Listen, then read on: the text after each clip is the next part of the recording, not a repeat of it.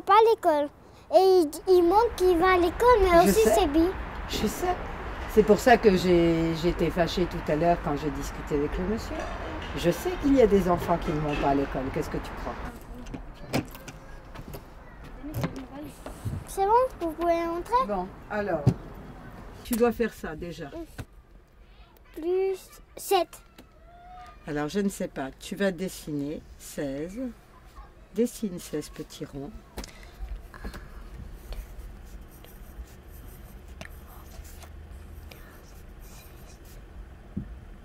Moi, j'aime l'école. Je trouve parfaitement bien parce que il m'aide parce que un petit peu, j'apprends à lire.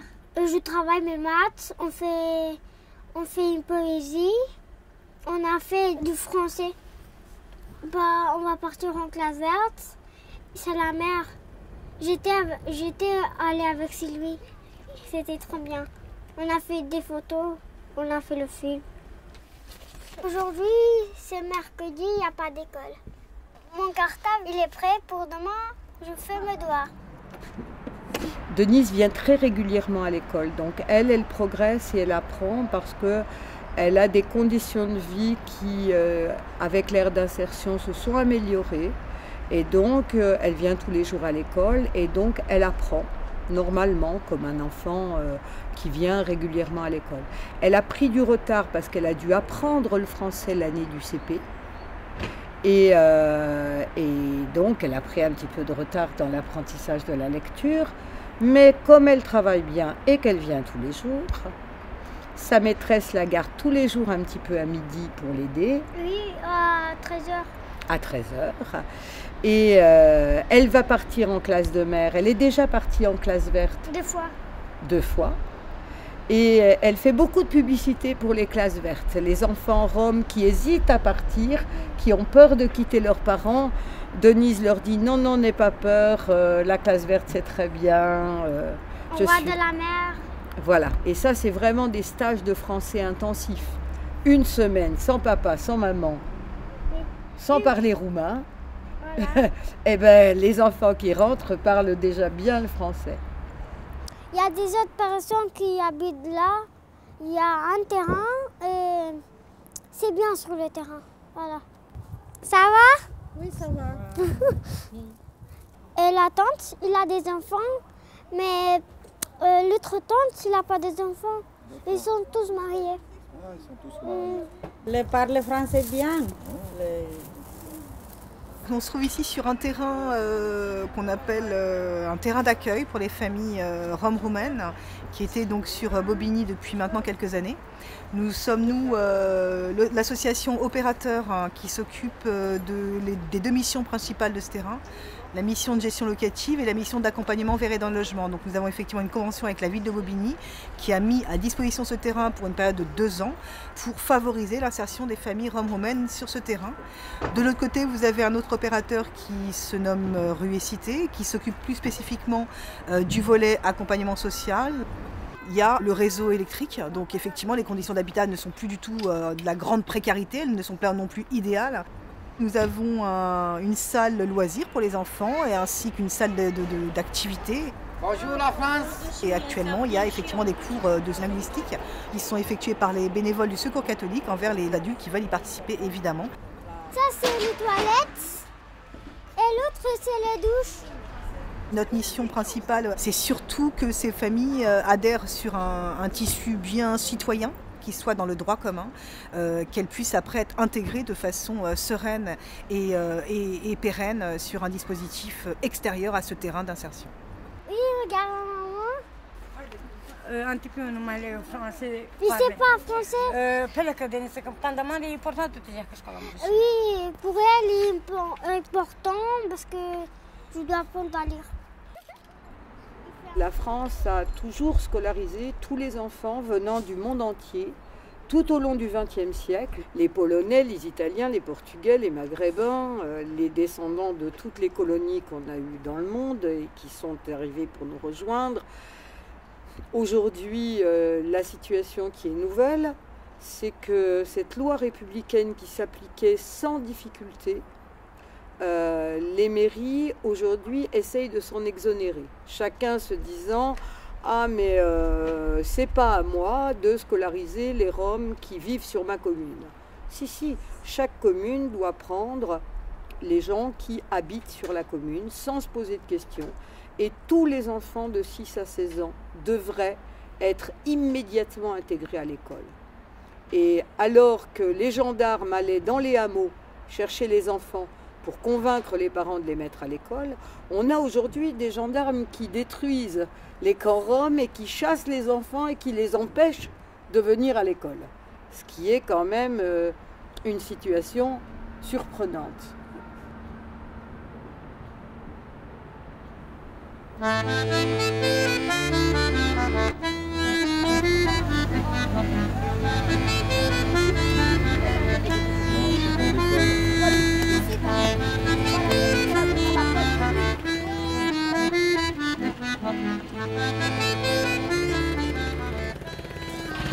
suis triste pour le dolo, je n'aime pas qu'il y en a dolo. Là, monsieur, il y a des trucs ici, c'est des misères. Il y a beaucoup de personnes qui s'en marchent et s'en tombent. Et après, sa visage, il y en a des choses comme ça, des boutons. On prend des palais pour casser des bois, faire le feu. Avec des moteurs et avec faire la lumière. Si vous voulez, vous pouvez venir faire là-bas.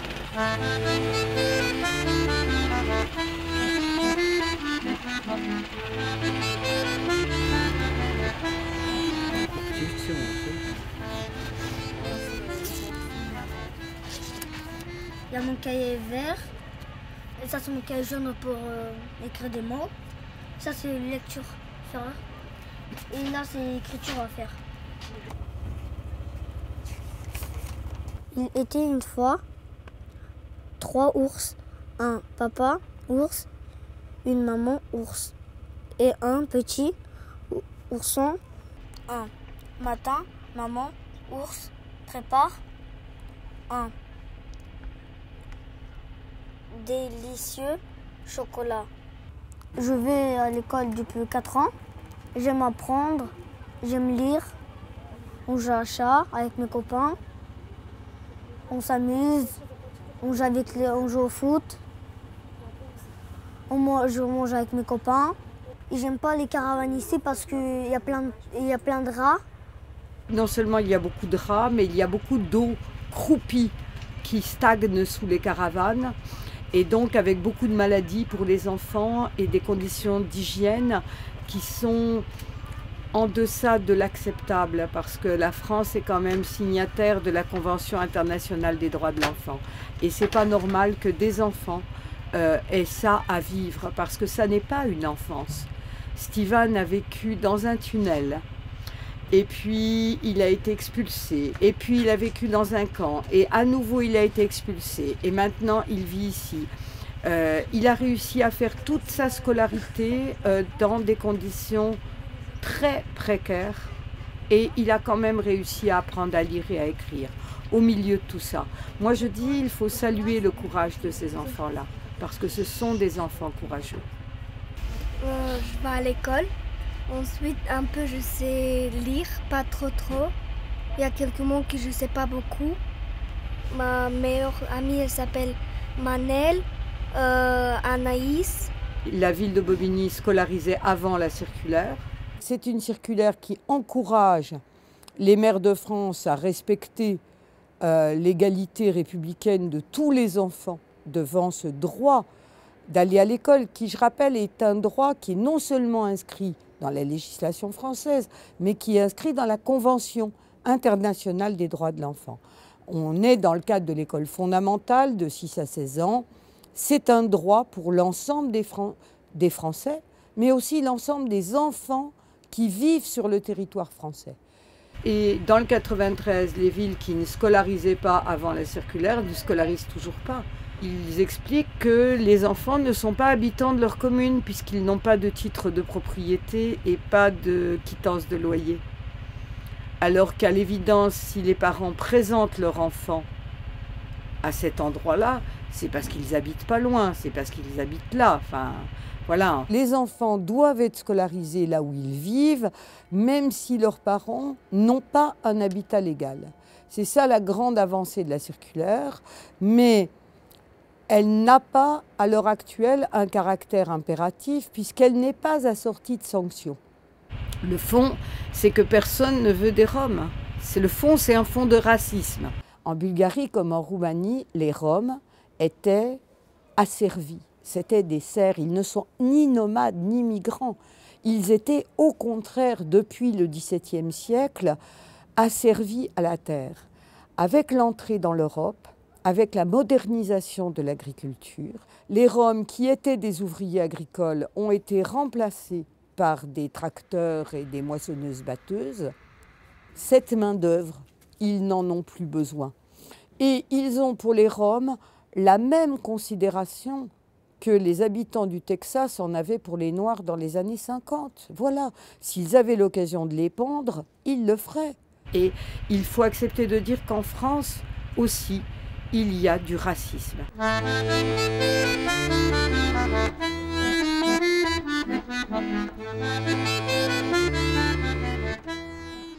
Alors là, les deux caravanes, celle-ci et celle d'à côté, appartiennent à la famille Tzfan, qui est une famille qui a été expulsée de Bobigny, puis réexpulsée d'un autre camp de Bobigny. Ils avaient un camp à la Courneuve qui a été expulsé et là maintenant, leurs caravanes sont dans la rue. Entre-temps, leurs caravanes ont été confisquées par la police, détruites par la fourrière de Gonesse, et donc ils ont dû racheter des nouvelles caravanes pour s'installer ici. Donc eux, ils n'ont ni l'eau, ni le toilette, et ils viennent seulement d'avoir des poubelles il n'y a pas longtemps. Alors le paradoxe de cette situation, c'est que les parents ont des cartes de séjour. Ils sont en France depuis très longtemps, les enfants sont nés en France, et eux ont des cartes de séjour et le droit de travailler légalement. Et ils ne sont pas pris sur l'aire d'insertion. Enfin, ça montre tout le paradoxe de la situation.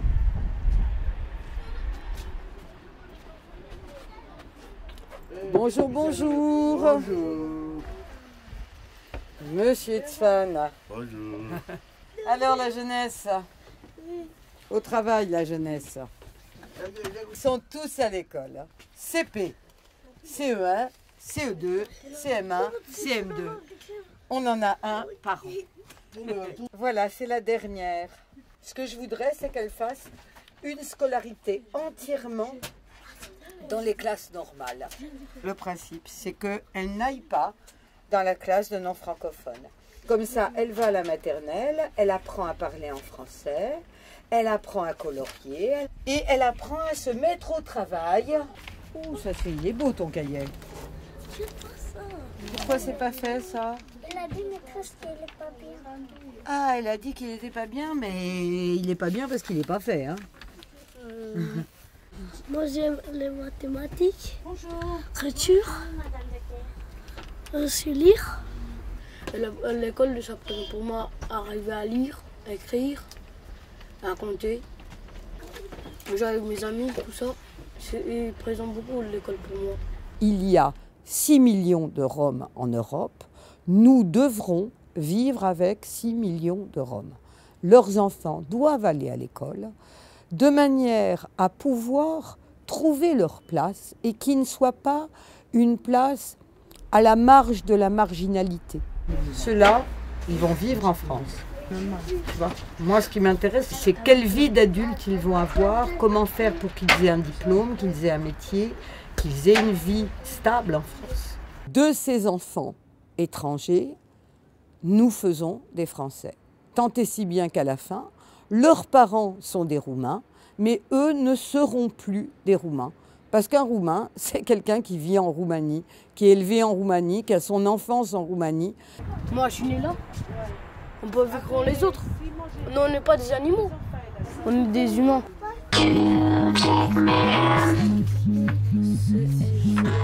Everything is up to you in your life.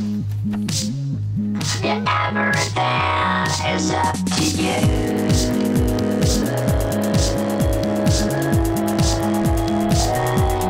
I know you.